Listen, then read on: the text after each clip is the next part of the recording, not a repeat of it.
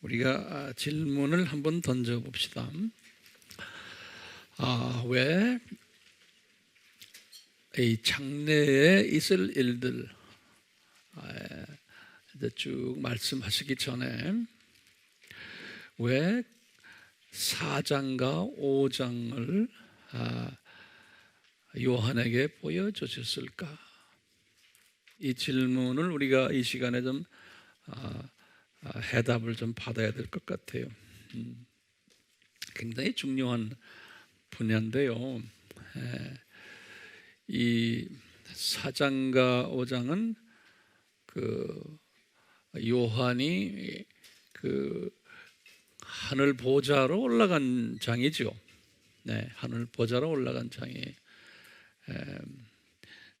이제 4장과 5장이 전제로 해서 6장부터 22장까지의 그 장래에 일어날 일들은 아무나 이게 소화될 수 있는 게 아니고 하늘 보좌로 올라가는 그러한 영성을 가진 사람들이 이 장차 일어날 일들을 소화할 수 있다고 전제로 깔아놓은 것 같아요.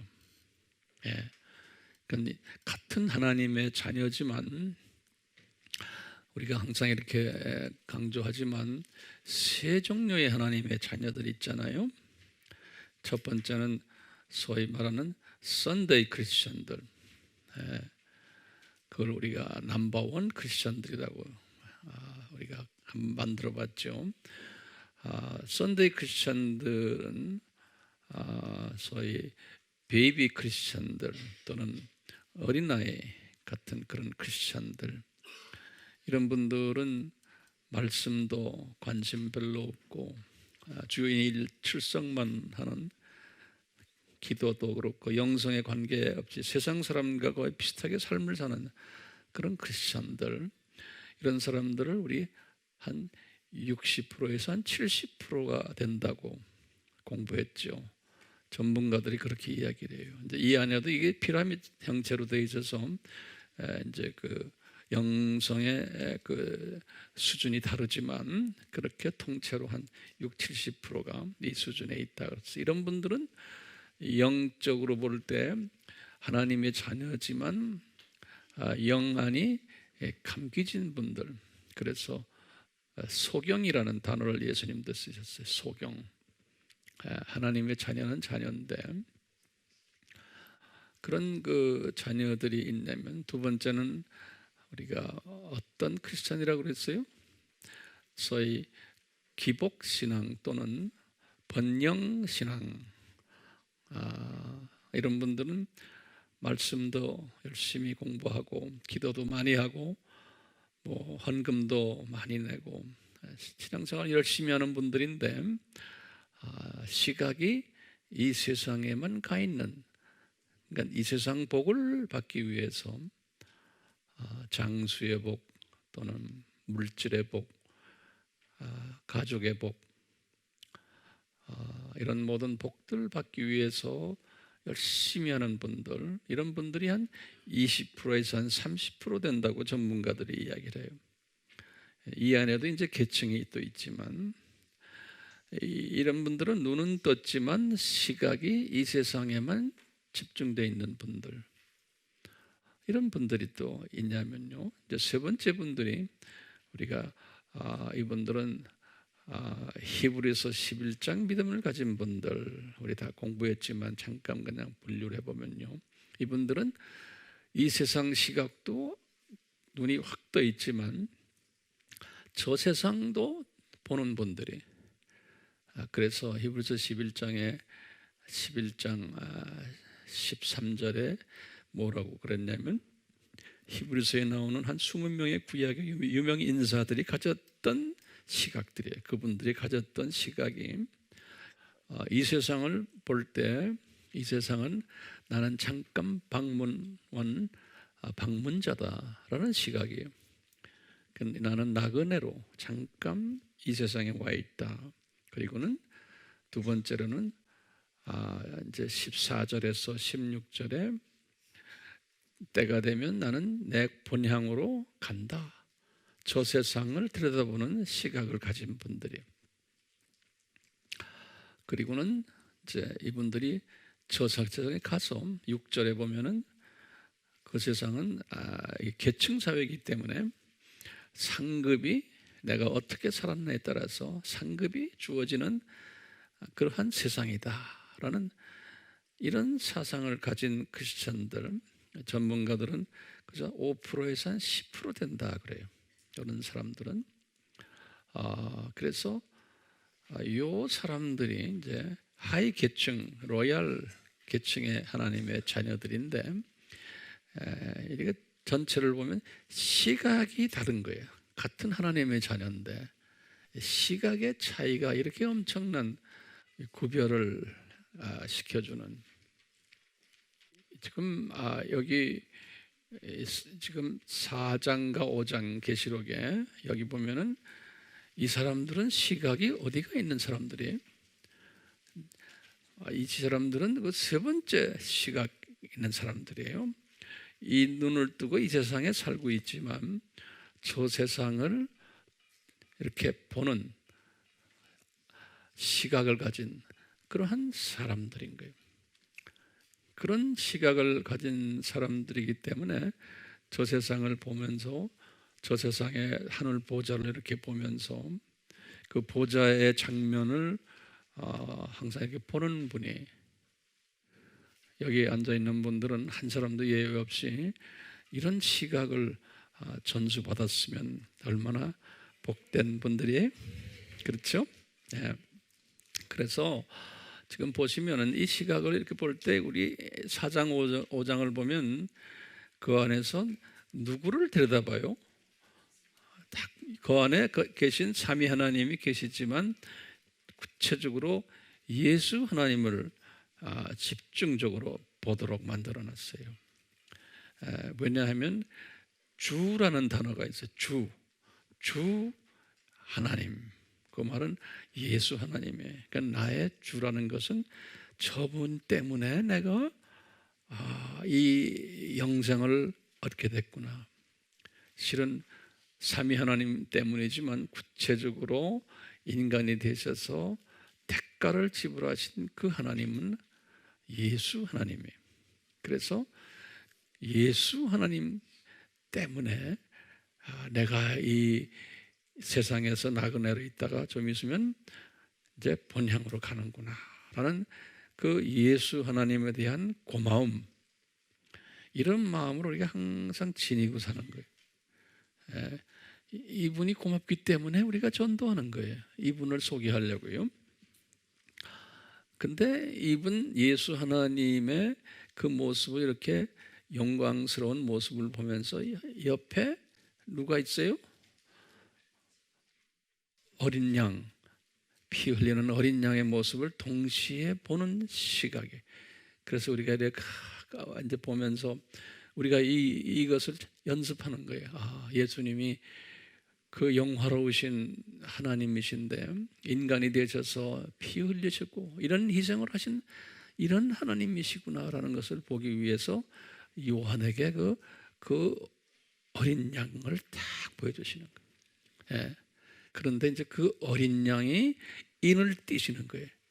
인을 띠시는 거는 이제 예수님 재림 전에 일어나는 사건들 하나하나 7가지의 사건들이 있는데 그 7가지 사건을 띠시는 분, 다시 말하면 그 역사를 주관하시는 분이 예수 하나님이시구나.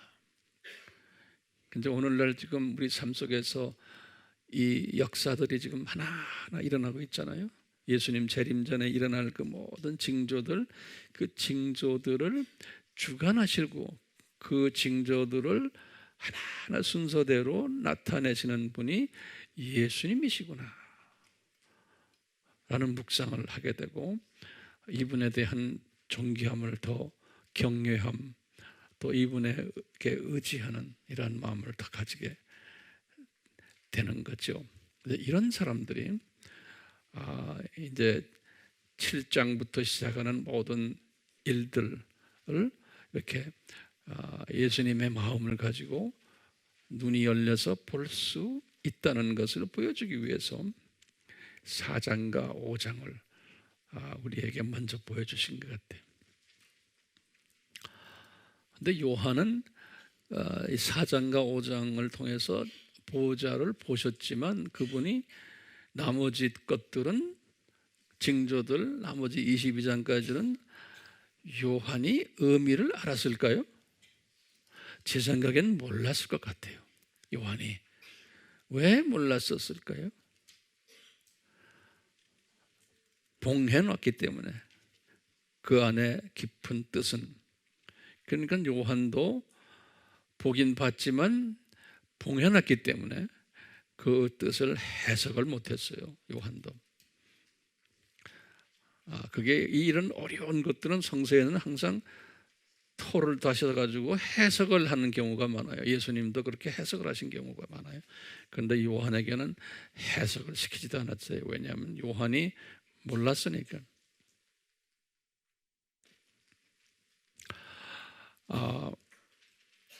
우리가 어떻게 하면 이런 이 시각을 이렇게 히브리서 11장의 그런 시각을 가질 수 있을까요?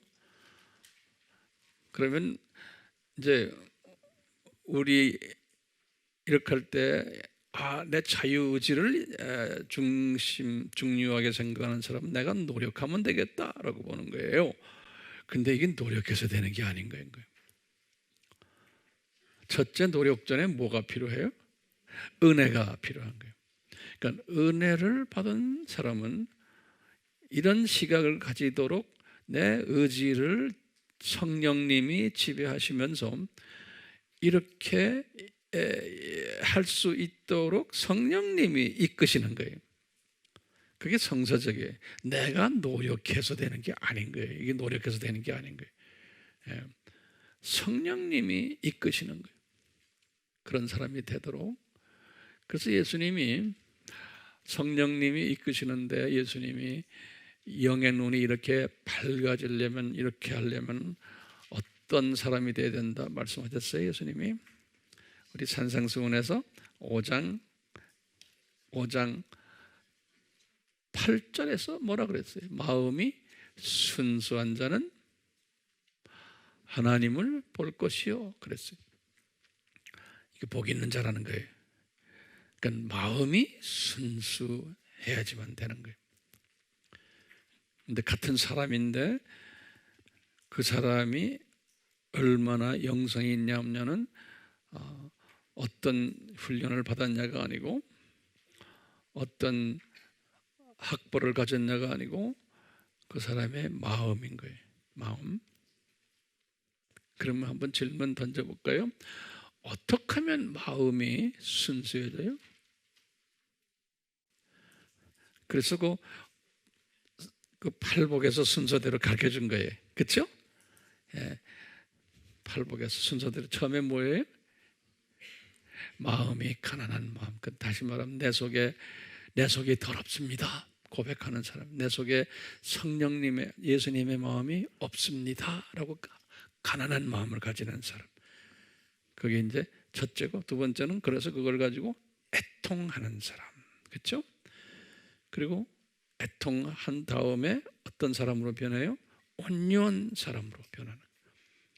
그렇게 되면 이제 하나님의 말씀에 갈증이 생기고 배고파하고, 이제 여러분들은 이런 배고파하고 갈증을 느끼니까 이 추운 날에 영하 10도인데도 여기 오셨잖아요. 복 있는 사람들이에요. 이게 아무나 되는 게 아니에요. 그러면 제일 먼저 나타나는 게 뭐죠? 항상 주변 사람들을 내가 자비스러운 눈으로 보는 거예요. 정죄하는 시각이 아니고 자비스러운 눈으로 보고, 그러면서 무슨 마음이에요? 그게 마음이 순수해진다. 그래서 마음이 순수해진다. 그러니까 우리 알다시피 마음이 순수해지려면 내 속에 있는 쓴뿌리들이 제거돼야 되잖아요. 쓴뿌리라는 단어가 성경 어디에 나와요? 히브리서 12장 15절이에요. 히브리서 12장 15절. 쓴뿌리. 내 속에 있는 모든 그 불편한 마음들, 이 더러운 성품들이 쓴뿌리가 빠지려면 뿌리라는 단어를 쓴 이유가 있어요. 뿌리 오래 있기 때문에 그런 거예요. 그래서 이 뿌리를 잘라내려면 어떻게 해야 돼요? 말씀을 묵상해야 되는 거예요. 말씀을 묵상. 왜냐하면 말씀이 뭐예요? 양날 달린 검인 거예요. 말씀이. 성경 어디? 히브리서 4장 12절 또요. 에베소서 6장 17절이에요. 이 두 성경 구절은 알 필요가 있죠. 알아야 돼요. 다시 말해요. 히브리서 4장 12절. 그 다음에 에베소서 6장 17절에 분명히 말하기를 말씀은 양날 달린 검이라고 그랬어요. 그렇기 때문에 이 검이요, 이 말씀이 검인데 한두 개가 아니라 그냥 수천 개의 검이가 말씀 안에 있는데 그 말씀이 내 속에 들어와서 나의 쓴뿌리를 잘라내려면은 그 말씀을 어떻게 해야 돼요? 그래서 제가 이 빵 예화를 가끔 들죠. 한번 다시 보세요. 이 말씀이 떡 아니에요? 떡? 우린 떡인데 본래는 브레드예요. 브레드. 빵이에요. 그쪽 문화 속에서는 이게 브레드예요. 거기다 좀 적으실래요? 브레드예요. 이 브레드를 그냥 보기만 해요. 그러면 내 거 아니죠?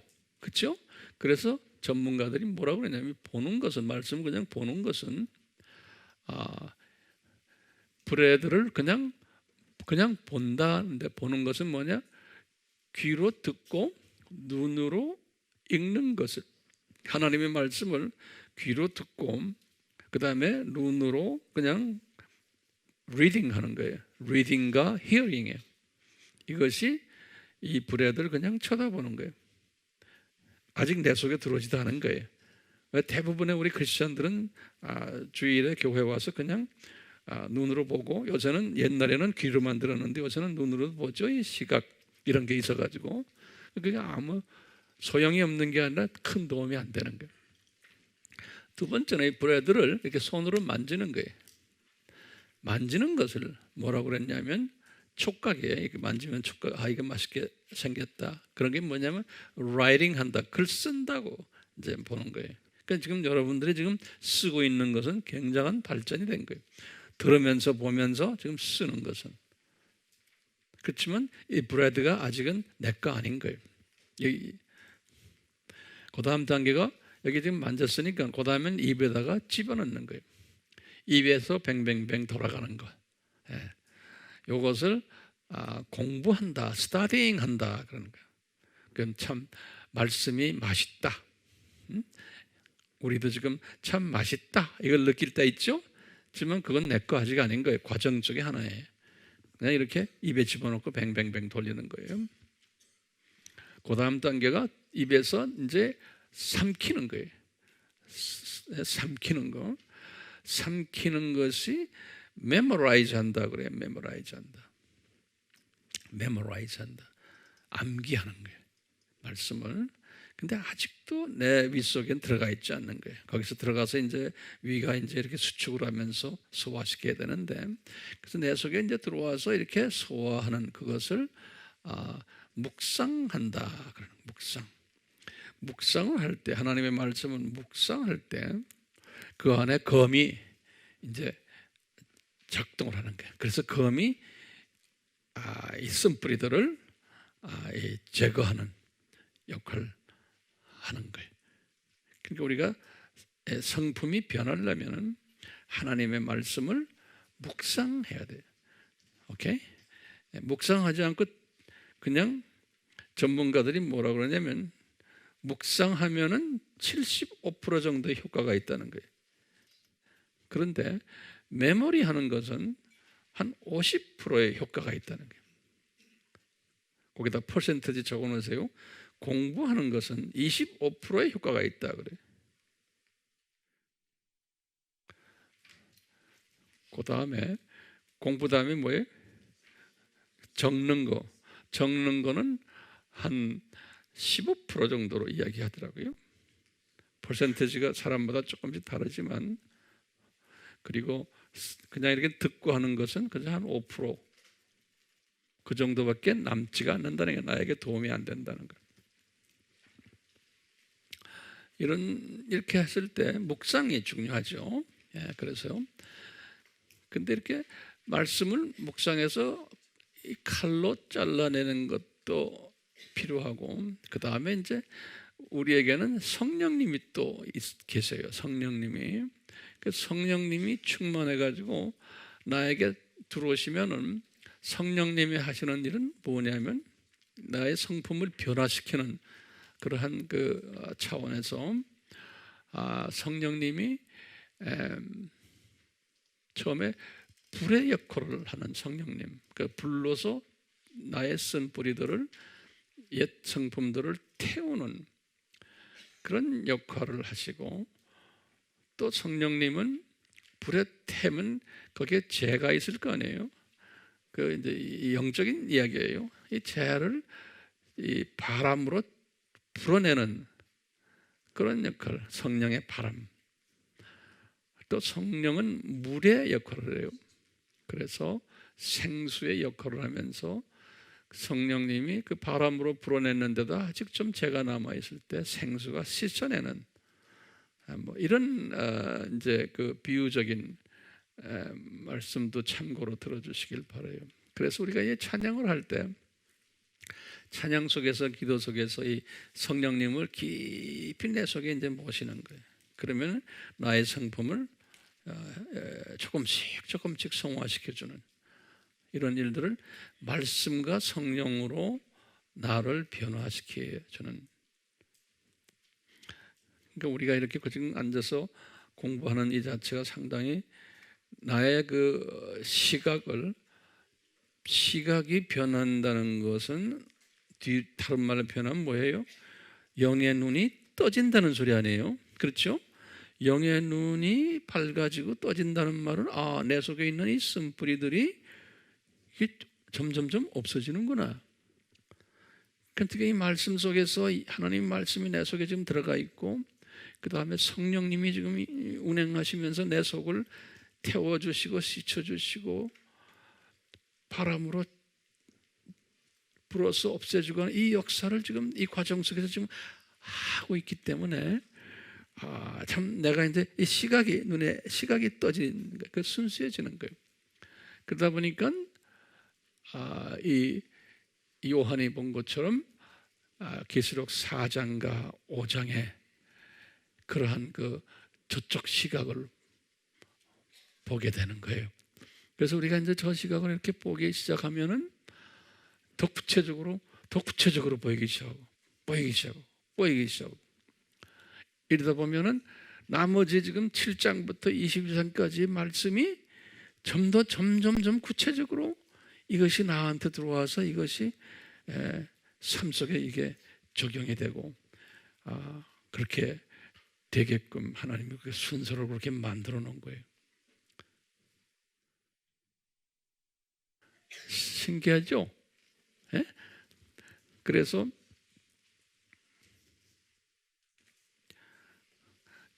질문 던졌죠. 왜 4장과 5장을 뜬구름없이 보여주셨을까? 우리 생각은, 우리의 이성적인 생각으로는 그럴 거 아니에요? 이게 뭐 종말하고도 관계없는데 이건. 예. 근데 이게 종말하고 정말 관계가 있는 거예요. 예. 이성의 눈으로 보면 의문이 생기지만, 영의 시각으로 볼 때는 이게 절대로 필요한 거예요. 이렇게 보는 사람은요, 우리 시편, 우리 91편 한번 열어보시겠어요? 이 시편 91편 우리 다 좋아하는 시편이에요. 근데 이 시편 91편은 이 계시록 4장과 5장의 경험을 시작하는 사람들, 또 경험을 계속하는 분들에게 다윗 같은 분이에요. 고백한 그 시인데, 이 시가 그대로 우리 삶에 이제 적용이 되는 거예요.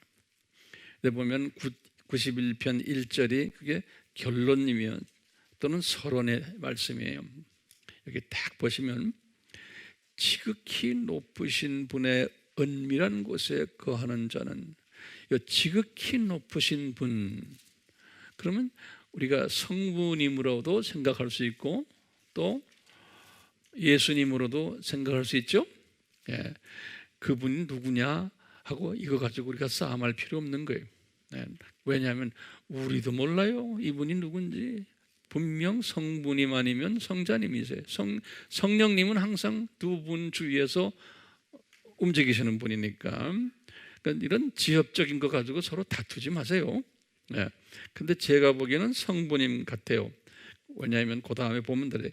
지극히 높으신 분의 은밀한 곳에 거하는 자는, 제 성경은 이게 아까 말했죠, 말씀 보존학회의 킹 제임스 한글 성경이에요.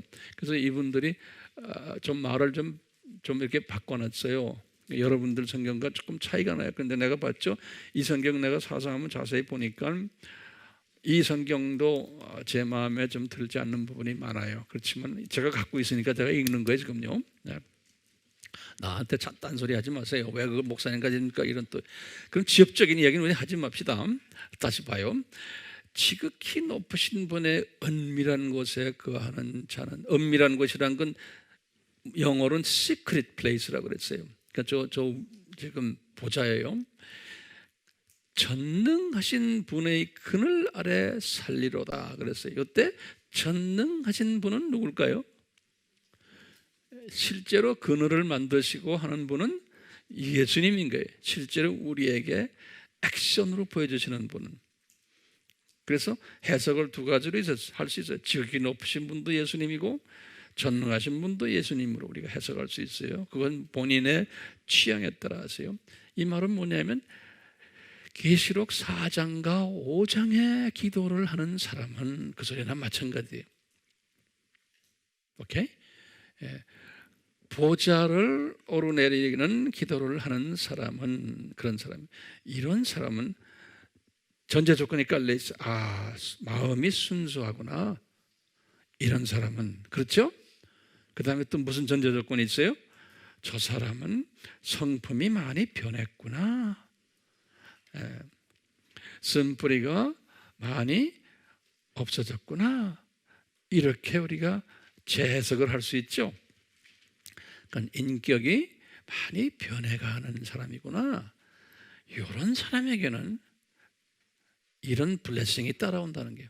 그 보면은 주 안에서 예수님이 직접 또는 천사들을 보내가지고 나의 피난처가 되시고 요새가 되시고 또 나의 하나님이 되시고, 3절에 보면 이 지독한 전염병에도 전염병이 있어요. 그런데 거기서 건져내신다는 거예요. 그런 데서 들지 않게끔 깃털로 덮으시고 큰 방패와 작은 방패가 되시고, 밤에 공포나 낮에 화살이나 전염병이나 이런 것들이 있어도 두려워하지 않게 되고, 1000명이 내 옆에서 10,000명이 내 오른편에서 쓰러질 것이나 그것이 내게는 가까이 오지 못하고, 오직 내가 내 눈으로 보이게 되리니 악인의 보응을 보리로다. 기가 막히게 우리 다 좋아하는 약속의 말씀이죠. 근데 이 약속의 말씀은 전제 조건이 뭔지를 잊으시면 안 돼요. 9절에 내가 나의 피난처이신 주 곧 지극히 높으신 분을, 그러니까 주 지극히 높으신 분을, 그러니까 이분이 예수님이죠. 그러니까 1절에서 예수님으로 보시는 것도 타당하겠죠. 그렇죠? 네. 이분을 내 처소로 삼았으니 어떠한 재앙도 내게 닥치지 못하며 어떠한 전염병도 내 장막에 가까이 가지 못하리라. 11절에요. 이는 그가 너에 대하여 자기 천사들에게 명하여 그 모든 길에서 너희를 지키게 한다는 거예요. 보호 천사들을 항상 대동시킨다는 거예요. 그 11절에다가 줄을 좀 그어놓으세요. 그 보호 천사. 그 보호 천사를 아무나 주는 게 아니에요.